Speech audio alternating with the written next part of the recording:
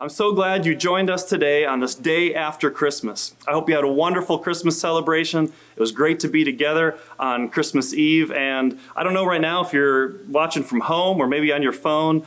Maybe you're looking around. If you're watching in your living room, maybe there's Christmas paper stacked up in the corners, wadded up from the opening of the gifts. You've got boxes somewhere if we've been blessed enough to have those kinds of gifts. Maybe you even have some sweaters or some clothes that you need to return and take back to the store. And, you know, we almost have like this post-Christmas hangover after we spent this whole month and all these weeks leading up to Christmas. We hit that day after, and it's like it all comes to a grinding halt. It's like at Christmas Day at midnight, all of a sudden the radio stations that have been playing the Christmas music, they're done, you know, and we're done. And we come to this point where we're just worn out and we're exhausted and we're just looking forward to a chance to have a few days of rest.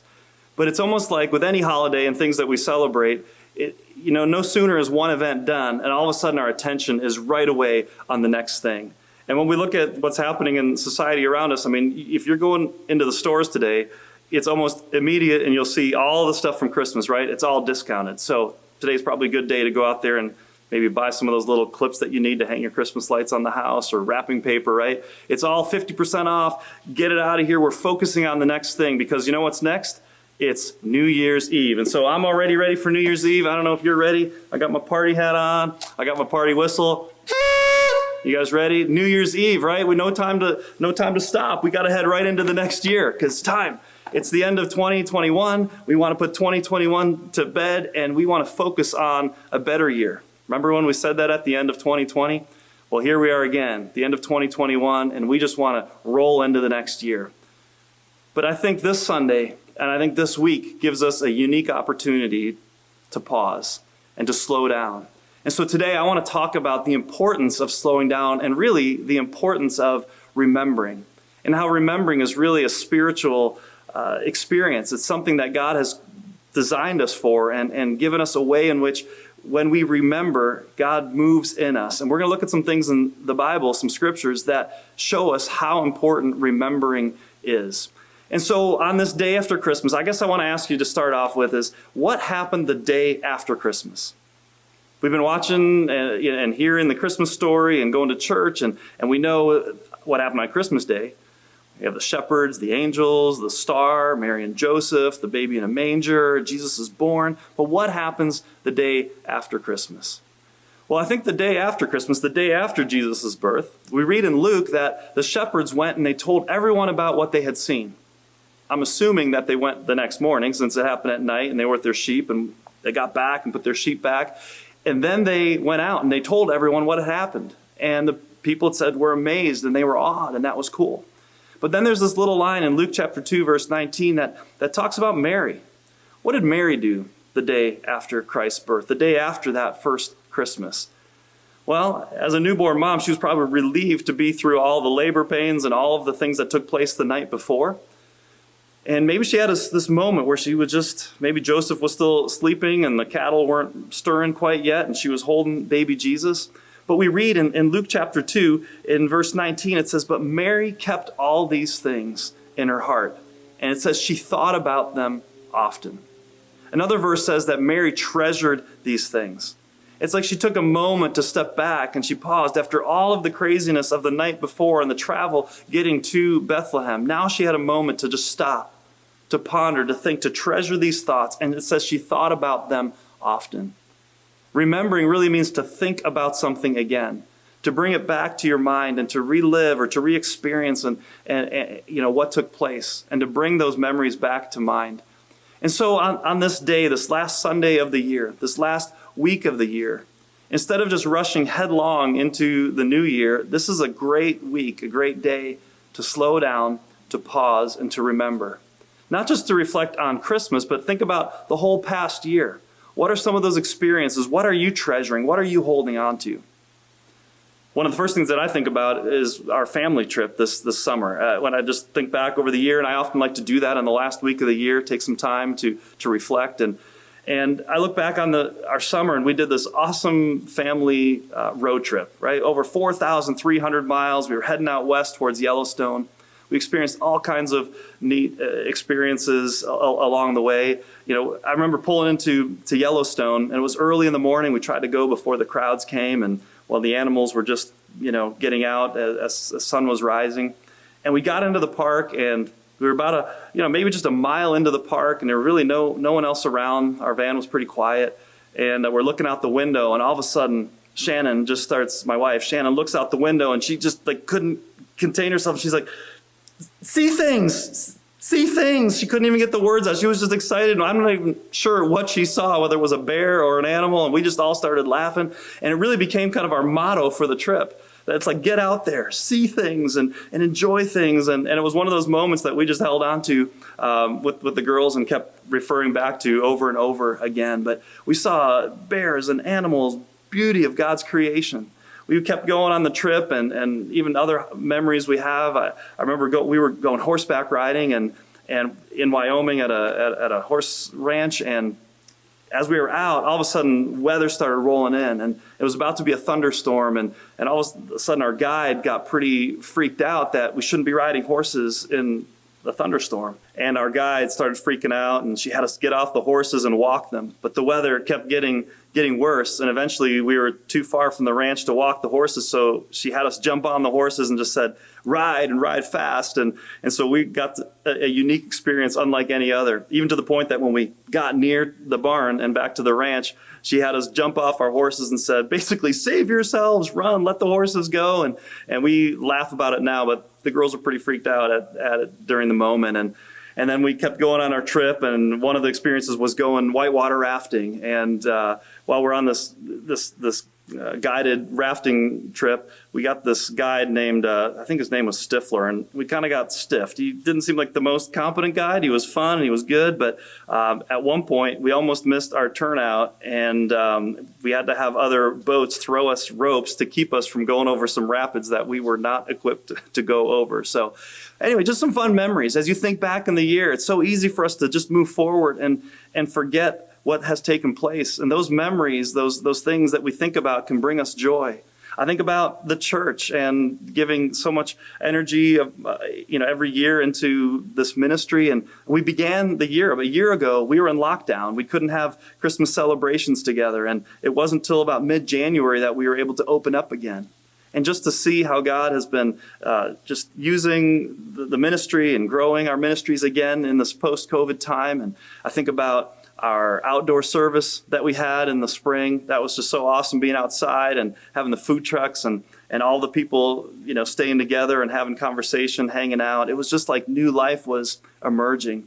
And just the way this fall has continued to go, and we see ministries rebounding, we see new people coming to the church and baptisms happening, and it is just a joy. And it's good to pause, to stop, to think back and go, God, you're so good, and we remember those times. But is it only the good things that we want to remember? Is it only the things you look back in the year and say, hey, why are you just picking some good stuff? It's important to remember the hard things too. It's important to remember the challenging times and the obstacles, because there's power in remembering those things as well.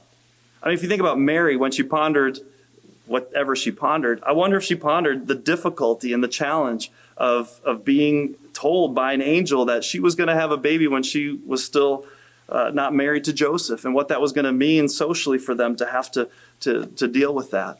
And then to be 9 months pregnant and to go, now we have to go and travel because there's a census being taken and I got to ride a donkey for how many hours? You got to be kidding me. And then to get into town and get into to Bethlehem and to realize there's no place for them to stay. And she's feeling the cramps of labor pains, and Joseph saying, well, I found you this barn outside. How's that? And I wonder if she takes all those memories, the obstacles, the challenges as well, because we bring all of those things together and we remember those things. And in the Old Testament, there's a story that I want us to focus on a little bit, and it's found in Joshua chapter 4. And in the story in the Old Testament, the people of God, the Israelites, had been wandering in the desert, and it was finally time for them to take hold of the Promised Land. But the only thing that stood between them and the Promised Land was the Jordan River. The Jordan River was overflowing its banks, which meant that it was at a flood stage and was not an easy crossing. You didn't have bridges, you didn't have ferries, and you had to get hundreds of thousands of people, the Israelites, across the Jordan to the other side. And so the Lord instructed Joshua. He said, tell the priests to take the Ark of the Covenant, which represented Christ's presence, and walk to the edge of the river. And so they did. They walked and marched to the edge of the river, and it says when the feet of the priests hit the water upstream dammed up, stopped flowing, and the rest of it began to flow downstream. And the priests continued to walk with the ark right into the middle of the Jordan River. And while they were in the middle of the Jordan River, now the people began to cross. They began to come through. And they walked past the Ark of the Covenant, past God's presence there in the middle, and out the other side. And it said they walked through on dry ground, every one of them, and they made it to the other side. I mean, what an awesome memory. But how easy would it have been for them at that point to say, you know what, staring at them on the other side of the Jordan, there was the city of Jericho, the walled, fortified city of Jericho. And for everyone to set their attention and say, all right, now it's time. We're going to have to fight these battles, get our attention focused forward. But the Lord didn't let them do that. The Lord actually gave Joshua some very important instructions to pause and to slow down. And I want to read a couple of scriptures from you here from Joshua chapter 4. In Joshua chapter 4, after they had crossed through, here's what it says. When all the people were safely across the river, the Lord said to Joshua, now choose 12 men, one from each tribe. Tell the men to take 12 stones from where the priests were standing in the middle of the Jordan and pile them up at the place where you camp tonight. So Joshua called together the 12 men and told them, go into the middle of the Jordan in front of the ark of the Lord, your God. Each of you must pick up one stone and carry it out on your shoulder, 12 stones in all, one for each of the 12 tribes. Then he continues, we will use these stones to build a memorial. These stones will stand as a permanent memorial among the people of Israel. And so there's this moment where the Lord tells Joshua, don't go so fast. Don't start setting your sights on the next thing. Stay here for a moment. As a matter of fact, I want you to go back, and I want you to go right back into the middle of that river and take out these 12 stones. Why? Well, later, one of the reasons he gives them why is he says to build a memorial. What's a memorial for? It's a memorial to remember. And then it says later in verse 21, he says, then Joshua said to the Israelites, in the future, your children will ask, what do these stones mean? Then you can tell them, this is where the Israelites crossed the Jordan on dry ground. For the Lord your God dried up the river right before your eyes. And he kept it dry until you were all across, just as he did at the Red Sea, when he dried it up. And we all crossed over. He did this so that all the nations of the earth might know the power of the Lord, and that you might fear the Lord your God forever. And so we have this amazing story. They come through a powerful experience. And then Joshua sends them back based on the Lord's instructions to take these big boulders, these stones, and to build a memorial to remember, a memorial to reflect that when generations would come back, when the children would come back and say, why are these 12 stones piled up over here? Well, then you can tell them, here's what God did. You see, we do this in different ways in our nation all the time, especially when it comes to tragedies or to military conquests or tragedies that have happened.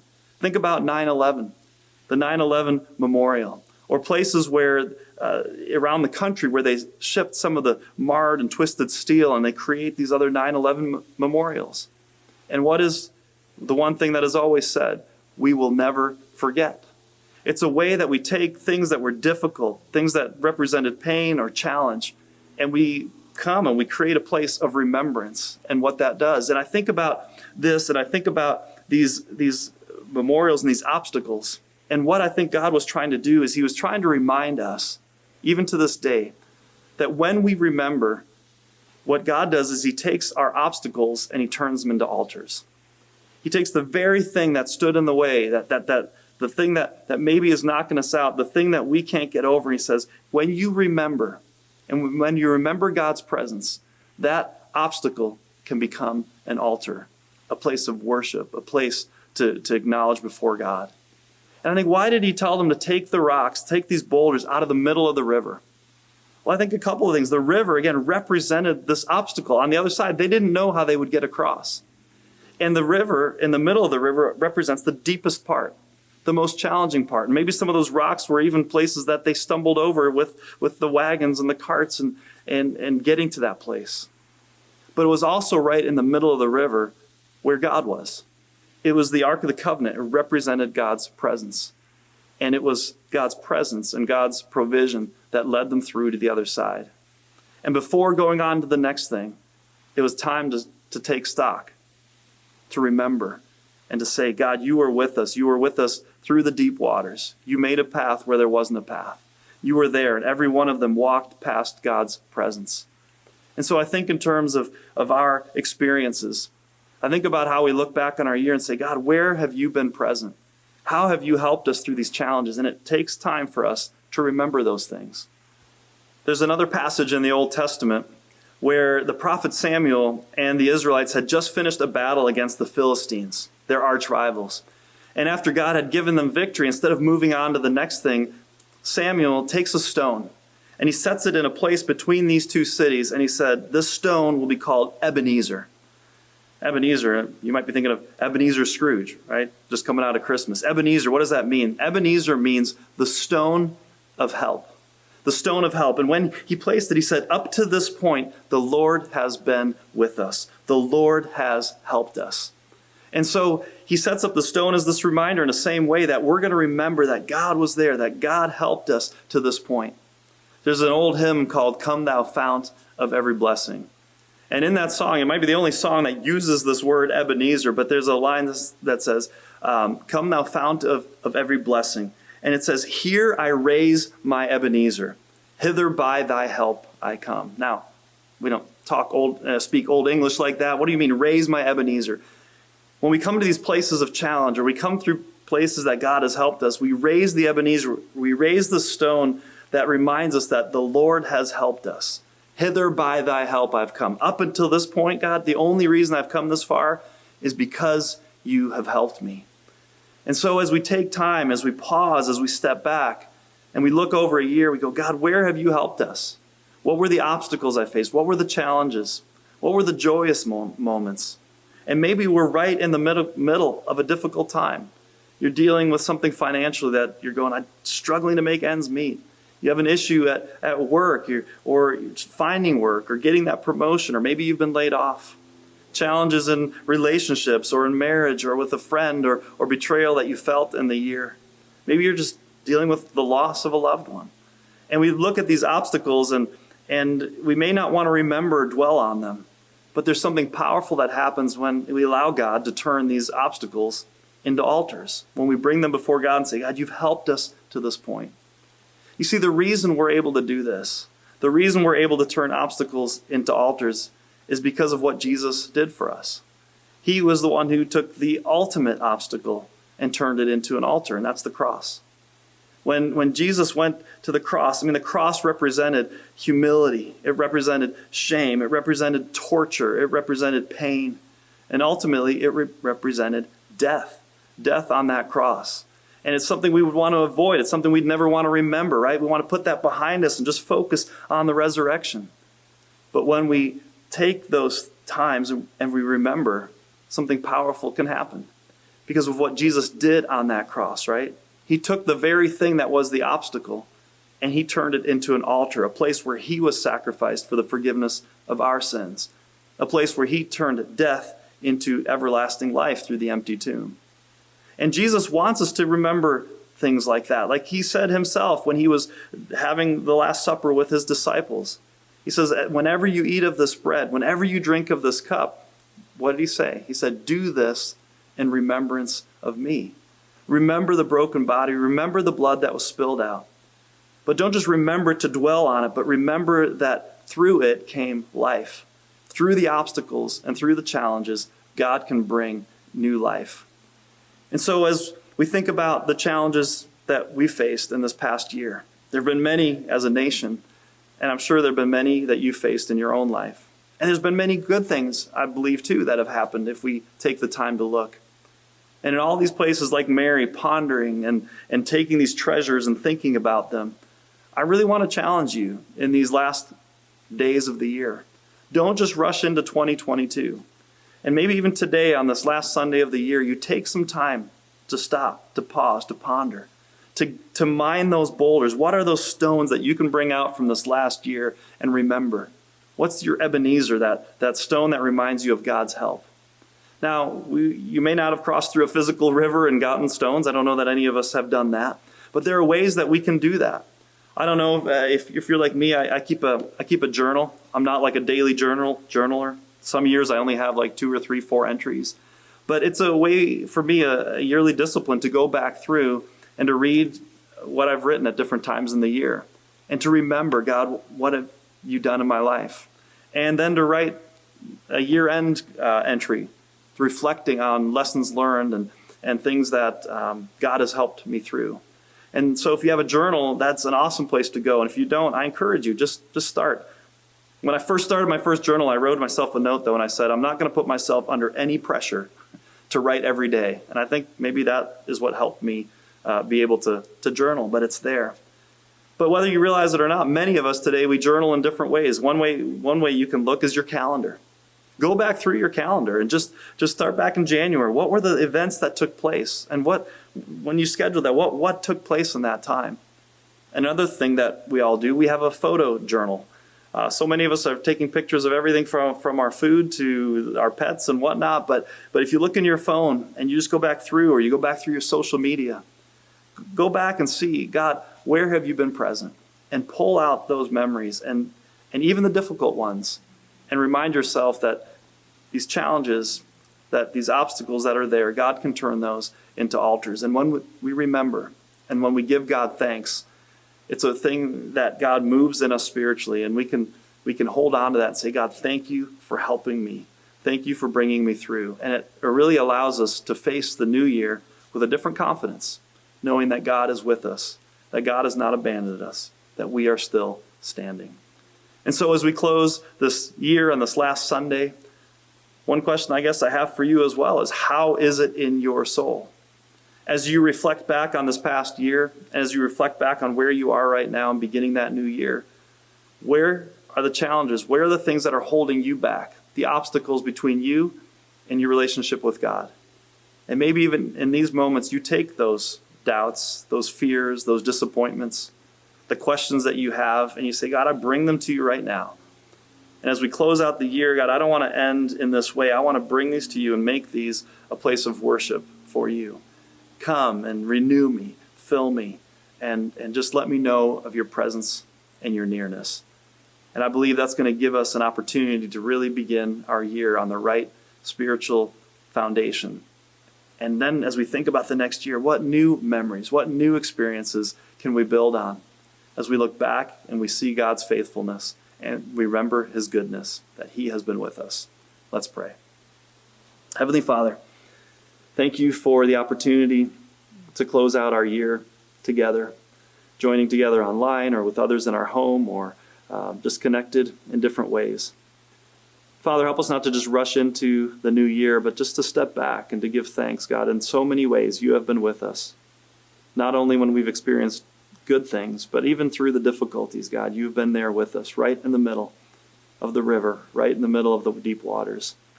And God, we thank you for bringing us to this place. God, I thank you for Meadow Park, and I thank you for the people and the way that you have brought us through this year and the years before.